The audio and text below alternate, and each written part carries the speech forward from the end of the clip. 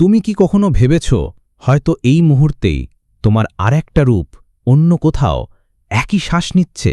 বিজ্ঞানীরা একে বলেন প্যারালাল ইউনিভার্স বা সমান্তরাল মহাবিশ্ব। মানে কি জানো? এই মহাবিশ্বে তুমি যে সিদ্ধান্ত নাও, সেই একই সময়ে হয়তো অন্য এক মহাবিশ্বে তুমি একেবারেই আলাদা সিদ্ধান্ত নিচ্ছ। এখন প্রশ্ন হল, কিভাবে এটা সম্ভব? কোয়ান্টাম ফিজিক্সে একটা ধারণা আছে, নাম মেনি ওয়ার্ল্ডস ইন্টারপ্রিটেশন। সহজ ভাষায়, যখনই আমরা কোনো সিদ্ধান্ত নেই, মহাবিশ্ব যেন ভাগ হয়ে যায়।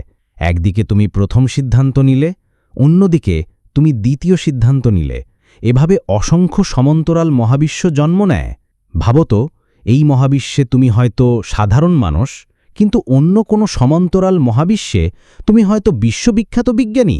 তুমি যে সুযোগ হারিয়েছ, অন্য মহাবিশ্বে তুমি সেটা পেয়ে গেছ।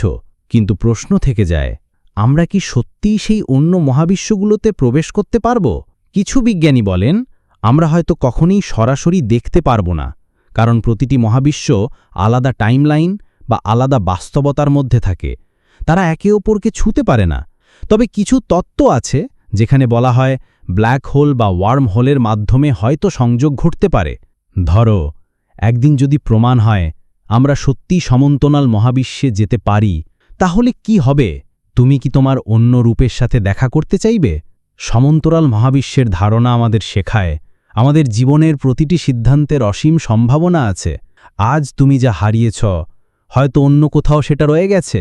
সমান্তরাল মহাবিশ্ব হয়তো সত্যি, হয়তো কল্পনা, কিন্তু এটা আমাদের মনে করিয়ে দেয় আমরা যতটা ভাবি তার থেকেও অনেক বড় এই মহাবিশ্ব।